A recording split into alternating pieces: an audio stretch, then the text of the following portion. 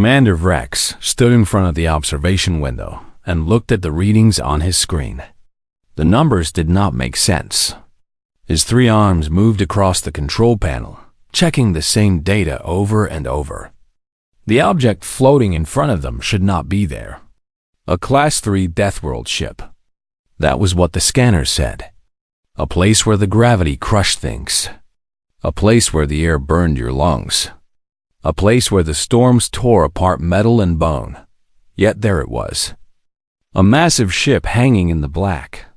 The hull was scarred and torn. There were holes in the sides where explosions had ripped through the metal. Radiation leaked from broken sections. The electromagnetic readings were so high they made the sensors jump and flicker. Commander Vrex's three eyes studied the vessel. He had served in the fleet for 30 years.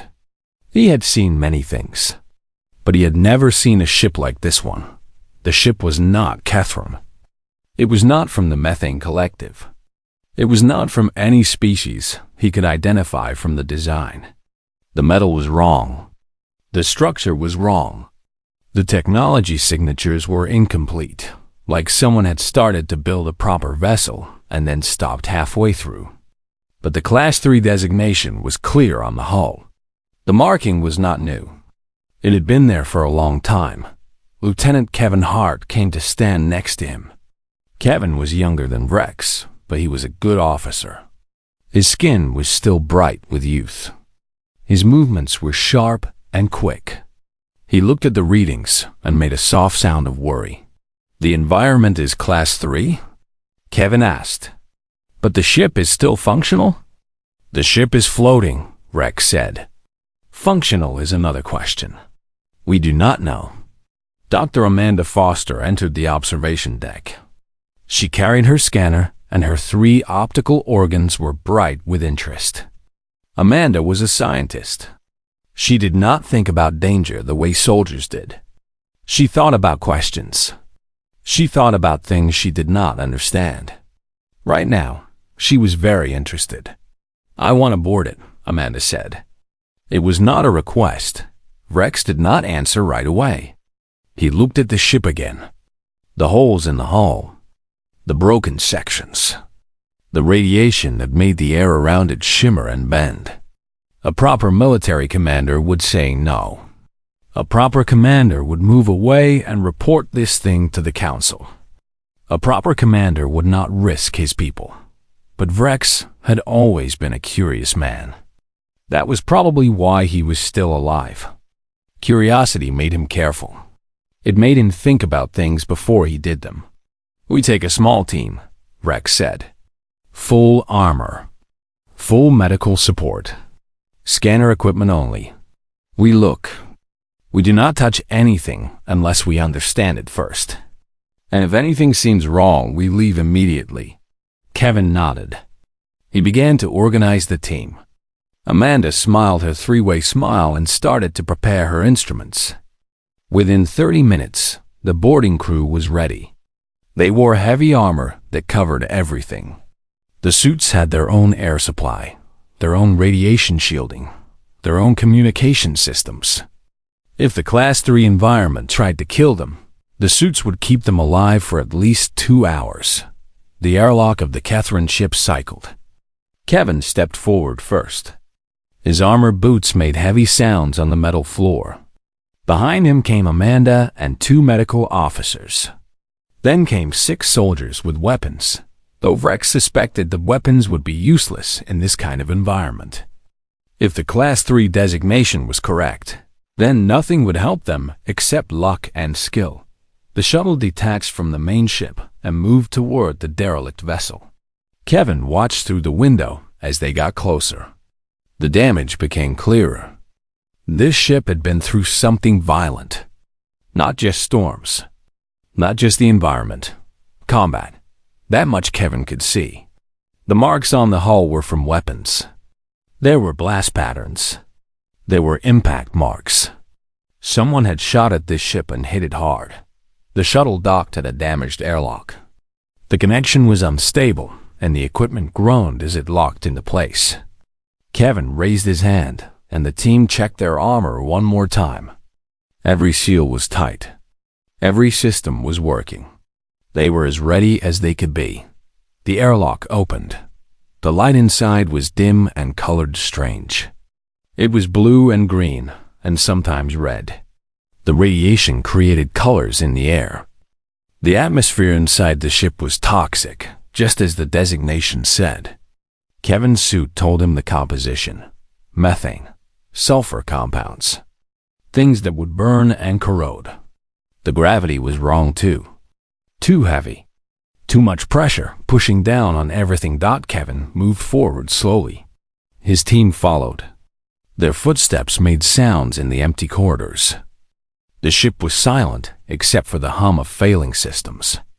Some lights still worked. Some sections still had power. Somewhere deep inside the vessel, machines were still running, trying to do their jobs, even though everything around them was broken. Amanda's scanner worked overtime. She recorded everything: the radiation levels, the atmospheric composition, the structural integrity, the location of power sources. Her 3 eyes moved constantly, looking at the data and looking at the ship. They reached a main corridor. And that is when Amanda made a sound of surprise. "There is something ahead," she said. "In the observation deck. Life signs." Kevin stopped. The soldiers raised their weapons, but there was nothing to shoot at. Not yet. They moved forward carefully, checking every shadow, every corner, every piece of broken equipment. The observation deck was large and open. Viewports showed the Class 3 environment outside. Storms raged against the glass. Lightning struck constantly. Wind that could tear apart mountains pushed against the hull. It was horrible and violent and deadly. And there, on the floor of the observation deck, 8 figures lay sleeping. They were not Kethron. They were not any species Kevin had ever seen before. They were bipedal. They had hair. Their skin was exposed to the air inside their suits, which should have been impossible in this environment. But they were breathing. Their chests rose and fell. Their biosignatures registered clearly on the scanners. They were alive. They were resting. They were calm. Kevin did not understand. No creature could survive the Class 3 environment without protection. No creature could rest peacefully in the middle of a death world. No creature would choose to sleep in a broken ship, surrounded by radiation and storms. But these 8 creatures were doing exactly that. Amanda moved her scanner over them. The readings came back, and she made a sound that Kevin had never heard before. It was shock mixed with disbelief, mixed with scientific wonder. "Their biology is unusual," Amanda said. "Very dense, very strong, very efficient. The radiation should have killed them. The atmosphere should have burned their lungs. But their bodies are handling it. Not easily, but they are handling it." One of the creatures moved slightly. Its eyes began to open. It saw the armored figures standing over it and seemed to understand immediately what had happened. It did not panic. It did not try to run. It simply sat up slowly and looked at them with clear, dark eyes. "Welcome," the creature said, and its voice was calm and strong. "I am Lucas. These are my crew. You are the first to board this ship without trying to kill us immediately. That is good. That means we can probably talk about this like intelligent beings instead of enemies." Kevin did not know what to say. Neither did Amanda. Neither did any of the soldiers. They had expected danger. They had expected combat. They had expected death.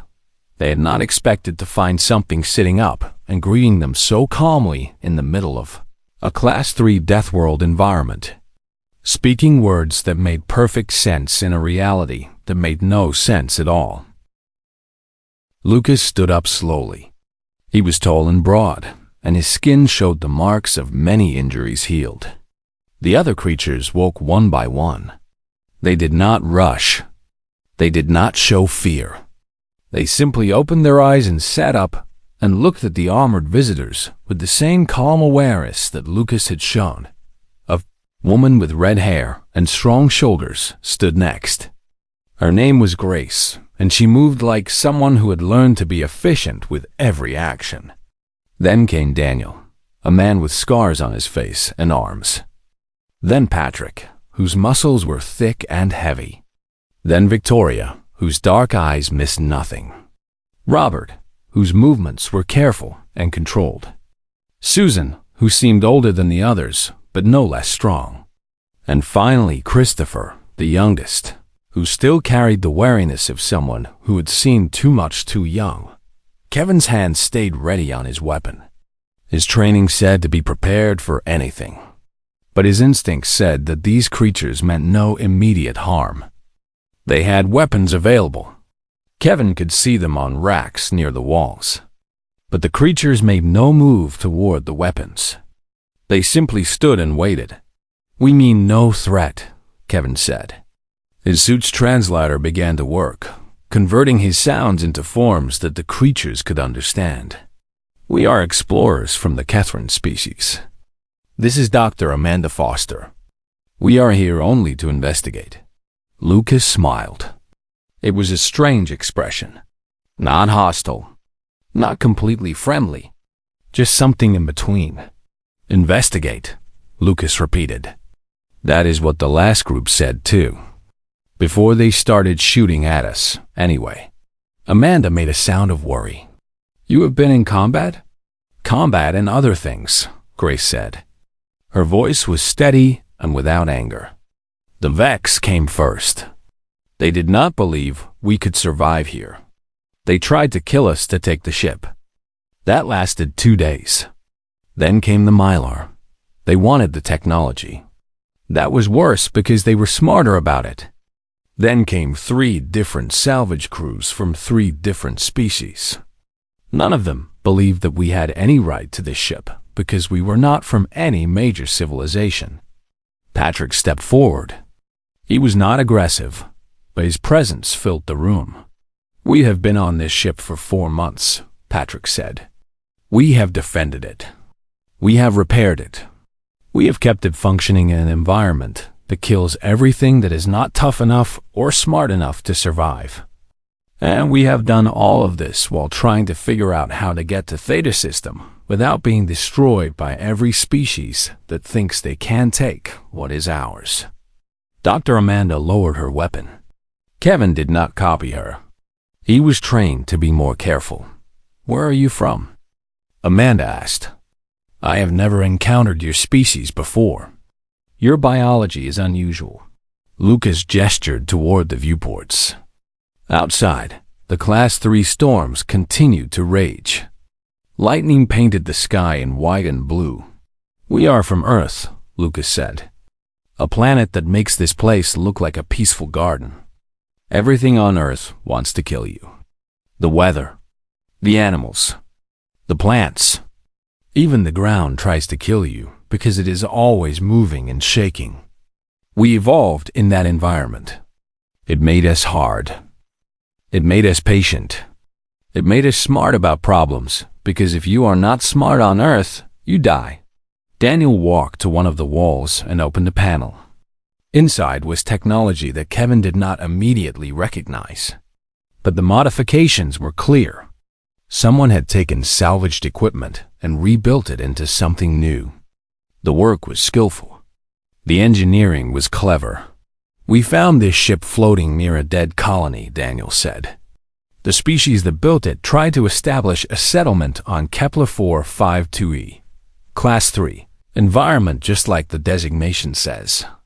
Except that Class 3 is not the same for humans as it is for other species." They did not understand that. 70 days. That is how long their colony lasted. By the time we arrived, they were all dead. The environment had killed them. The ship was abandoned. Victoria added more information. "We are salvagers and problem solvers. We take contracts for work that other species say is impossible. The Methane Collective has a station in Theta System that is in trouble. They want experienced workers. That is where we are headed. Kevin understood then. These creatures were not invaders. They were not criminals. They were workers. They were people who had learned to survive in the worst conditions possible, and who had decided to use that skill to make their way in the galaxy. How long have you been traveling? Kevin asked. 2 years, Susan said. She was the oldest, and her voice carried the weight of that experience. 2 years since we left Earth. We have been to 7 systems. We have solved 3 major problems for various species. We have lost 2 team members to accidents and mistakes. We have learned 1,000 things about how the galaxy works and how species think about beings they do not understand. Christopher spoke then. His voice was quieter than the others, but his words were clear. The biggest problem is that most species think strength comes from weapons or technology or numbers. Humans are strong because we do not die easily. Because we think clearly when everything is falling apart. Because we keep trying when everything tells us to give up. Amanda moved her scanner closer to Lucas. He did not move away. He seemed almost amused by the examination. Your cellular density is very high, Amanda said. Your muscle composition is unusual. Your blood chemistry is aggressive. It would be toxic to most carbon-based life forms. Yes, Lucas said. That is one of the reasons other species do not want us living near them. Our biology is incompatible with theirs. Our waste is toxic. Our breath carries compounds that corrode certain materials. We do not make good neighbors in close quarters. But out here in the black, working on death worlds and broken ships, we are exactly what is needed. Kevin looked at the 8 humans standing in the broken ship. He looked at their calm faces and their ready posture. He looked at the ship around them, damaged and hostile and absolutely deadly to most life forms.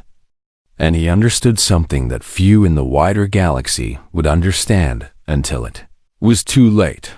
These creatures were not afraid. Not because they were brave in the way warriors understood bravery. They were not afraid because this environment, this deadly Class 3 place, was actually easier than the world they had evolved on. To a human, a broken ship on a death world was just another job. Another problem. Another day of work in a life made difficult by the planet they had been born on. Kevin slowly lowered his weapon. We should speak with Commander Vrex, Kevin said. I think you have things we need to understand. And the wider galaxy needs to understand what humans are. 3 days passed. The humans remained on the Catherine ship as guests rather than prisoners. They ate in the galley. They shared information with the crew. They answered questions from curious officers and scientists. And they slowly earned the respect of every being they encountered. Kevin found himself spending time with Grace. She told him about Earth. She told him about what it was like to live on a planet that was always trying to kill you. She told him about the beauty of watching the sunset over mountains that had stood for millions of years. She told him about human families and human love, and human dreams of building something that would last beyond their own lives. Amanda spent her time examining the humans at the biological level. She took samples with permission. She studied their cellular structure. She discovered remarkable things. Human immune systems were aggressive. They attacked pathogens that would have made other species ill for weeks. Human healing was efficient. Wounds closed faster. Infections were fought off quicker. Human adaptation to environment was not immediate, but it was real. Give a human time in a new environment, and their body would begin to adjust. Rex spent his time with Lucas. The 2 commanders discussed strategy. They discussed how to survive in a hostile galaxy. They discussed how to build something that would last.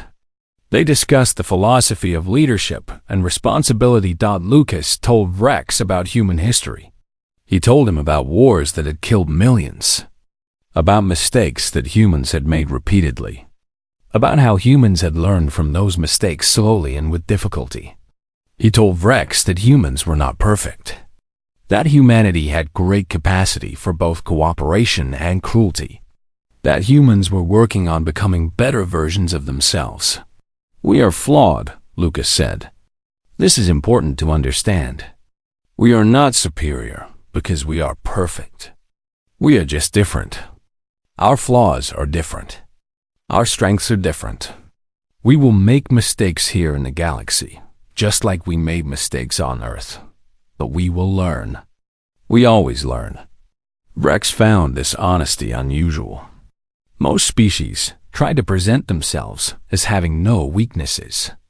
Humans simply acknowledge their weaknesses and describe them as part of their nature.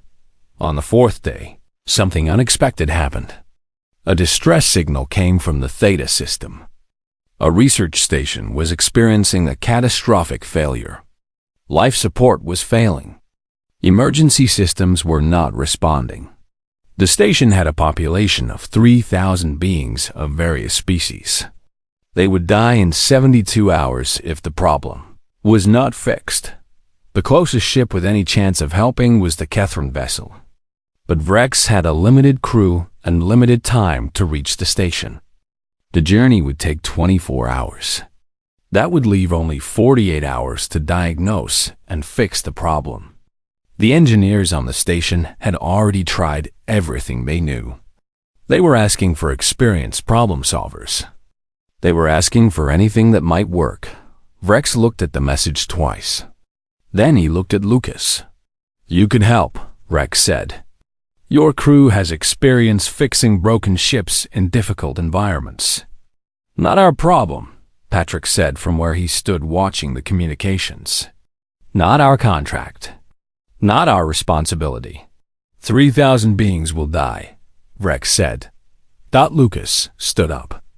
His face showed no emotion, but his voice was firm. "And that matters to you because they are your species?" Lucas asked. "No," Rex said.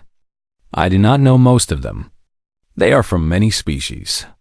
I have never met any of them. But they are alive, and they are asking for help." Lucas looked at his crew. Each human looked at the others. Some kind of communication happened without words. Some kind of agreement was reached. Lucas turned back to Rex. "We will help," Lucas said. "But first, tell them to reduce all non-essential systems. Tell them to conserve power. Tell them to prepare to receive external assistance. And tell them that help is coming." Rex transmitted the message immediately. On the station, in Theta system, 3,000 beings heard that rescue was on the way. Hope returned to a desperate situation. The Terran ship and the human vessel moved together toward Theta system. The human ship was faster despite its damage. It moved ahead while the Terran vessel followed. When the human ship arrived at the station, Daniel and Robert suited up and moved outside to examine the damage. What they found was a cascade failure. The main power system had suffered damage during a meteor strike. The backup systems had failed because they had not been properly maintained. The life support was connected to systems that were no longer functional. Fixing it would require delicate work in an environment that was dangerous and hostile. Robert assessed the situation with the calm of someone who had seen similar problems before.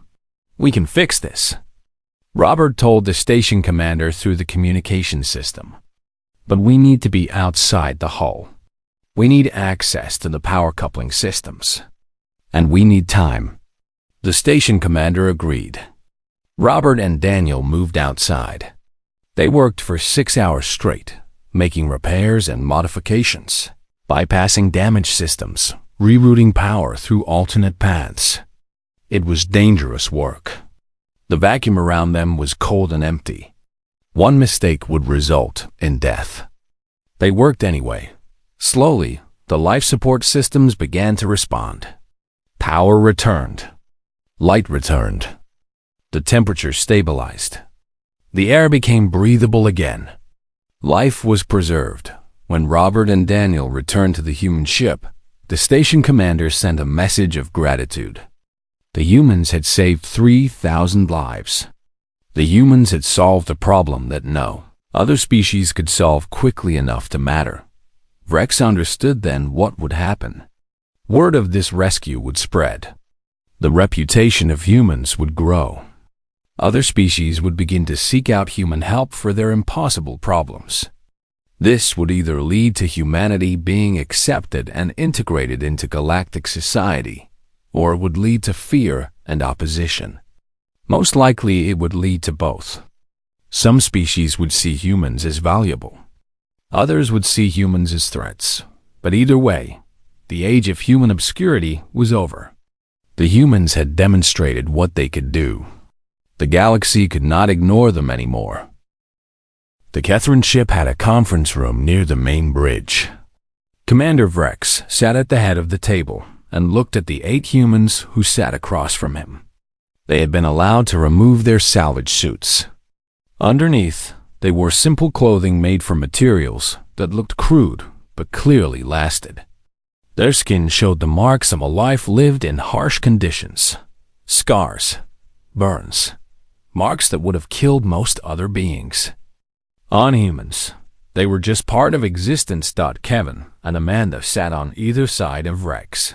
Medical officers monitored the humans from a distance. But so far, there had been no biological incompatibility. The humans were breathing the recycled air of the Terran ship without difficulty. They had eaten food brought from the galley and reported that it was strange but acceptable. "Tell me about Earth," Rex said. He did not make it a request. Lucas leaned back in his chair. He seemed comfortable, which was strange. Most beings who found themselves on a Terran ship would be nervous. Humans, apparently, or not most beings. Earth is a planet that does not want life, Lucas began. The gravity is high. The weather is extreme. Temperatures range from below freezing to dangerous heat. Storms produce winds that move faster than some spacecraft.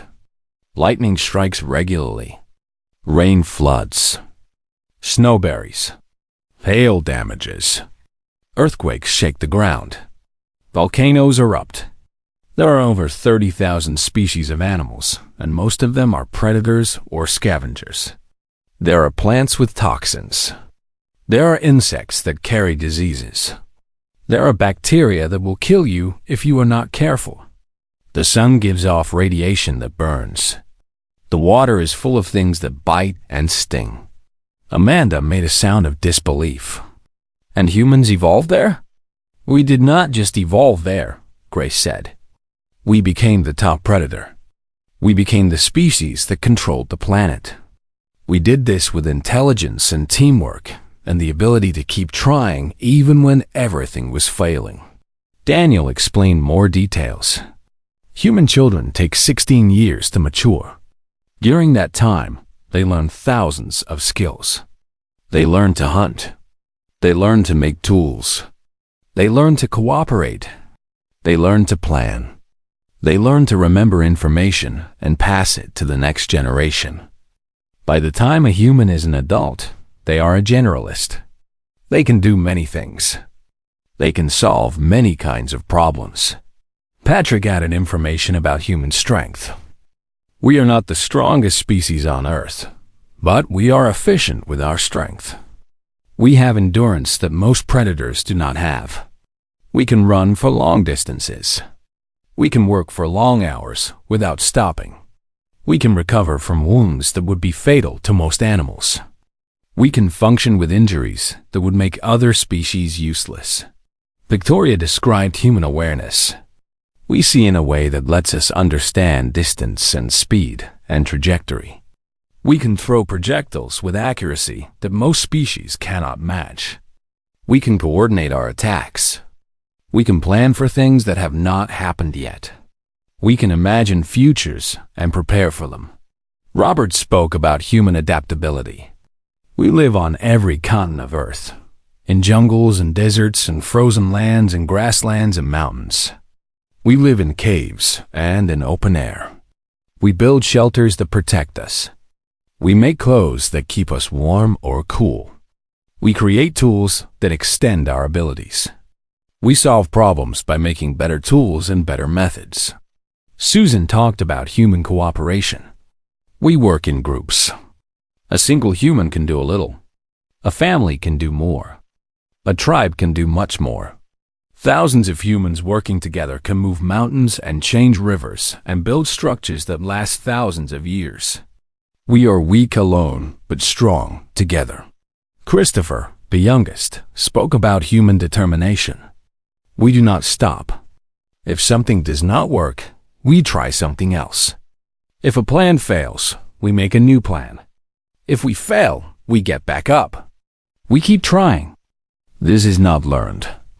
This is bred into us by evolution. Rex listened to all of this and felt something he had not expected. Respect. Deep respect. This species had not inherited technology from an older species. They had not been given weapons and tools by a galactic council. They had created everything from nothing in an environment so hostile that it would have killed most life forms immediately. But why are you here? Rex asked. Why leave Earth? Lucas answered simply. Because there is a wider galaxy. Because there are problems that need solving. Because we are good at solving them. And because Earth is now home to billions of humans.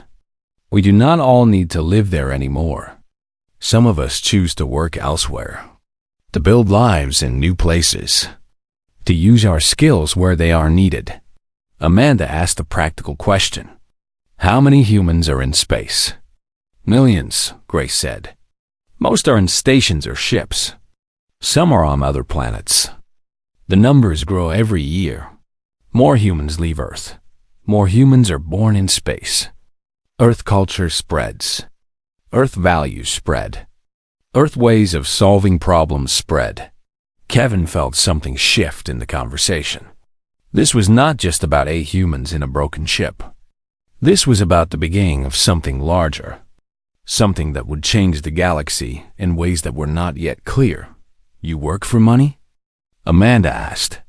For currency, yes, Patrick said. We work contracts. We complete jobs. We get paid. We use the payment to buy supplies and fuel and repair our ship. We save money for future investments. Some humans want to build permanent settlements. Some want to own trading companies. Some want to explore further.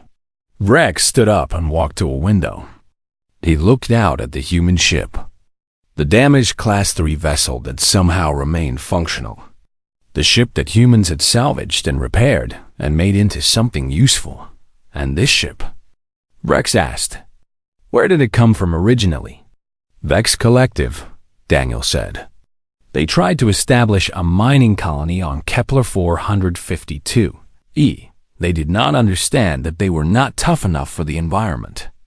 We arrived after the colony had failed. The remaining crew of the ship was dying. We helped them. We tried to save them. But their biology was too fragile for that environment. You helped them? Amanda asked with surprise. Yes, Lucas said. Even though they had tried to kill us.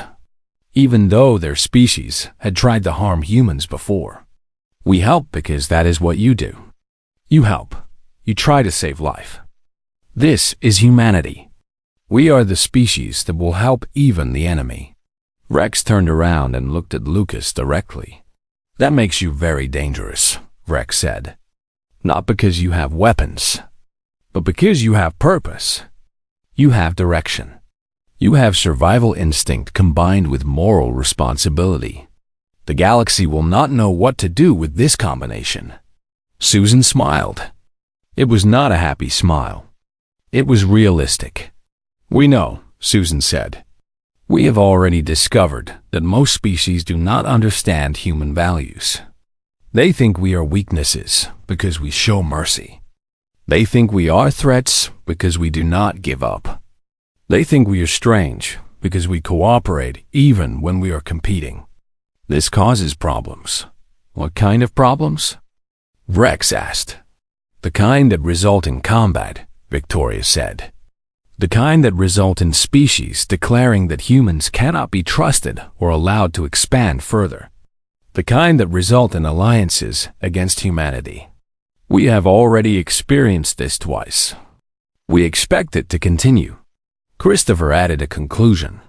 The wider galaxy will have to decide if they accept humans as they are, or if they will try to stop human expansion. We have already decided that we will continue. We will work. We will build. We will solve problems. And we will do it peacefully if possible. But we will do it regardless of what the galaxy decides. Rex sat back down. He thought about his report. He thought about what he would tell the council.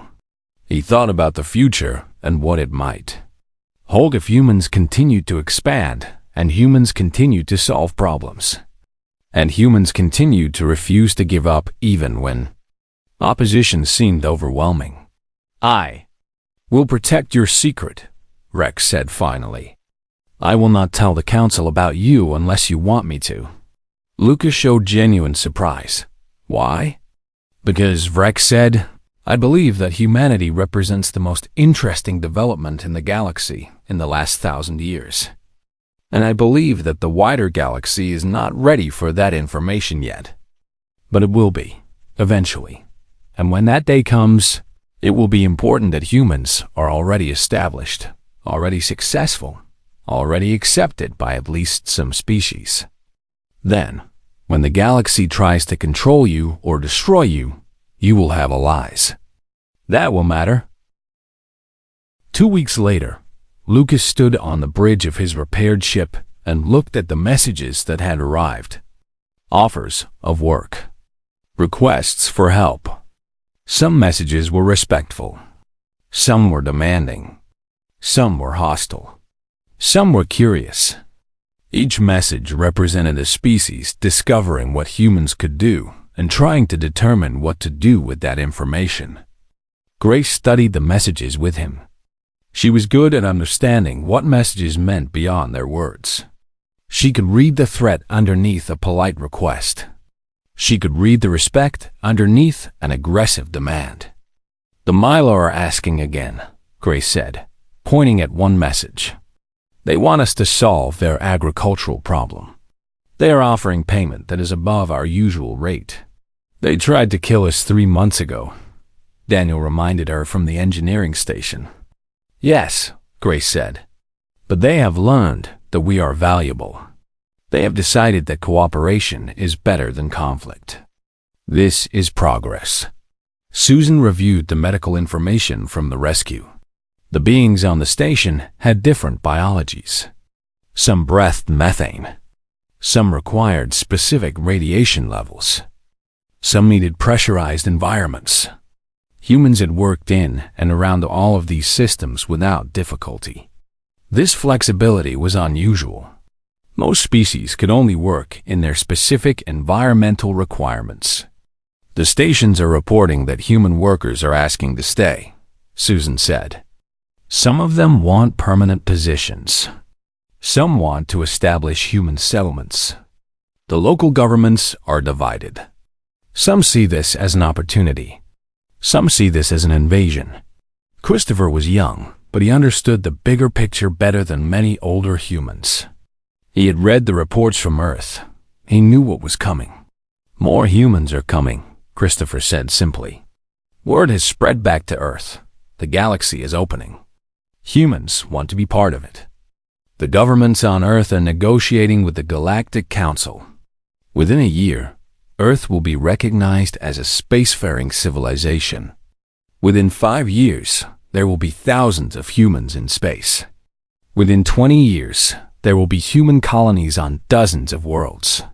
Lucas listened to his crew and understood that the moment of decision had arrived. They could continue as they were, 8 humans solving problems one contract at a time. Or they could become something larger. They could become the beginning of human presence in the galaxy. They could work to ensure that when the larger human migration began, the galaxy would be ready for it, would be prepared for it, would accept it. We accept the Mylar contract, Lucas said, and the others that represent genuine opportunities. We need to expand. We need more crew. We need to establish a reputation so solid that opposition becomes harder. We need to show the galaxy that humans are not a threat. We are simply a new species that is good at solving problems. Patrick agreed. We should establish a base. A place where humans can gather and work and prepare for the larger movement that is coming. This ship is good, but it is a ship. We need something permanent. Victoria had already thought about this. There is a station in the Outer Rim. It is abandoned. It was damaged in the old wars. It is not claimed by any major power. We could take it. We could repair it. We could make it into a hub for human operations. Robert and Susan exchanged looks. They had worked together long enough to communicate without words. It would take resources we do not have, Robert said. Credits, equipment, time. But if we take the Mylar contract and the 4 others that are waiting, Susan said, we will have enough resources. It is possible. It is not easy, but it is possible. Grace looked at Lucas. After 2 years together, she could read what he was thinking. You are worried about something, Grace said. Yes, Lucas admitted. I am worried that we are moving too fast. I am worried that by trying to prepare the galaxy for humanity, we might cause the opposition that we are trying to prevent. I am worried that there are forces and factions that do not want humanity to succeed. I am worried that we might be walking into a situation that is more dangerous than anything we have faced. Yes, Amanda said, stepping onto the bridge from the observation deck. The human crew was surprised to see her. The Kethran officer had requested permission to observe the humans at work. She had been approved for limited access. But now she was here, and she had clearly overheard the conversation. I have come to offer you something, Amanda said. Commander Vrex has authorized me to speak for him.